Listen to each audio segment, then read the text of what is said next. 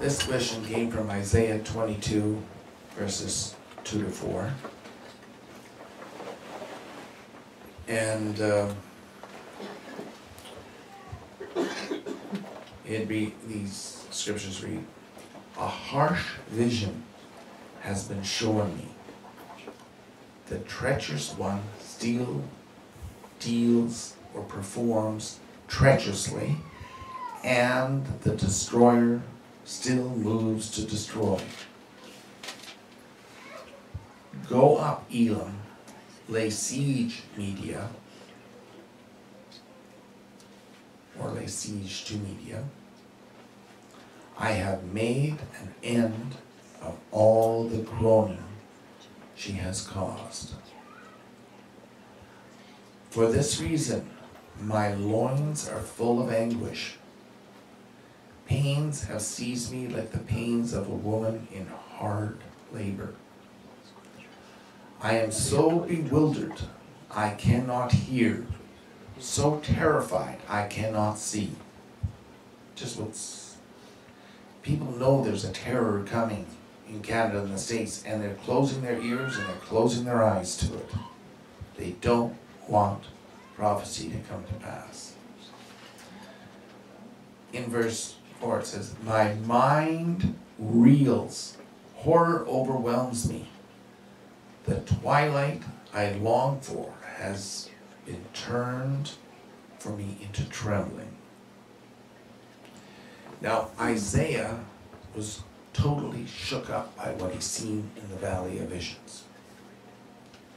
Something horrified him so greatly that he could not sleep. Now, this terrifying vision was for Judah in the short years ahead of us. It's right at the end time. Okay? But it has to do with Media. And Media is Iran.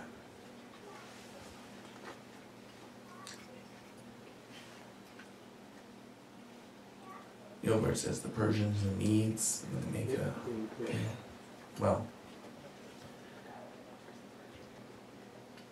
it is a prophecy of attack on Iran or Media, and we have to keep that into mind.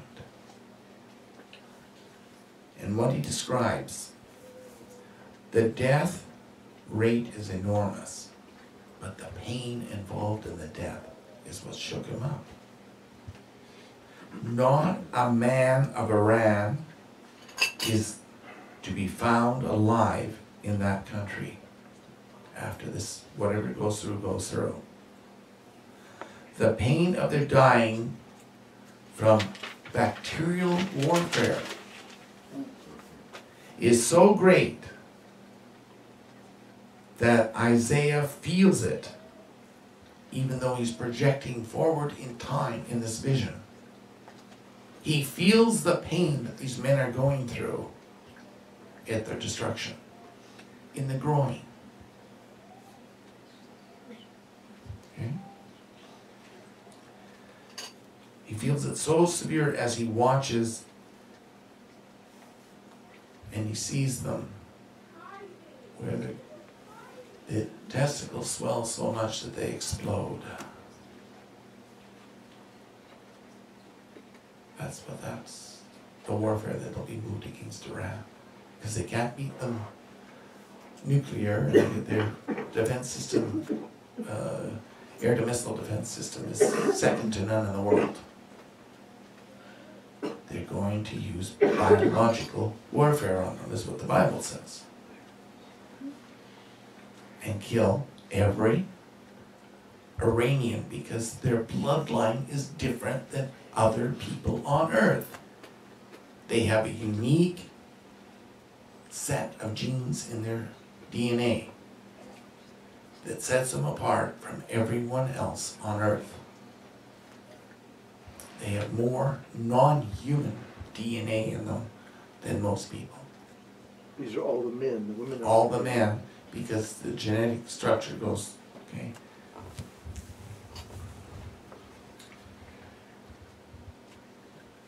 He is so shaken that his body goes into tremors as soon as he tries to sleep by the pain he's seen these guys go through. And it literally causes a loss of ability to sleep for many days in his life.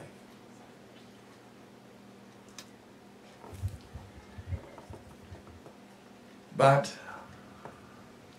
once Elam has destroyed, because when they've destroyed all the men, then they move in and they kill off the women and children.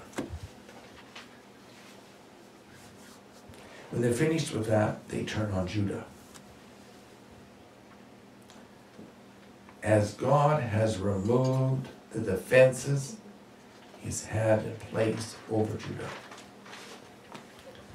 Now,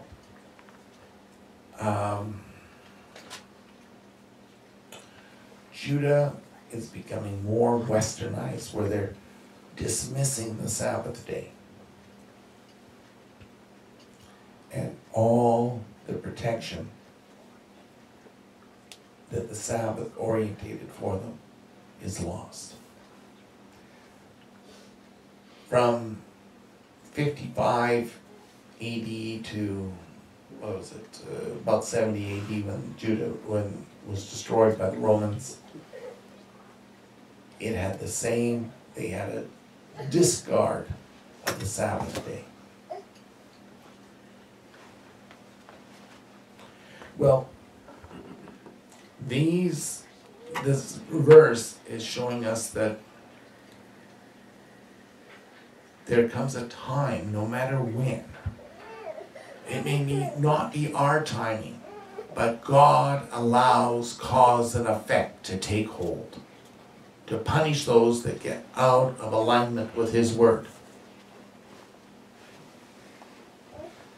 And when we do things that, to taunt God or to mock God, which the Iranians are doing, they're calling for a Mahdi. They're doing daily human sacrifices, blood sacrifices in Iran for the rise up of the Mahdi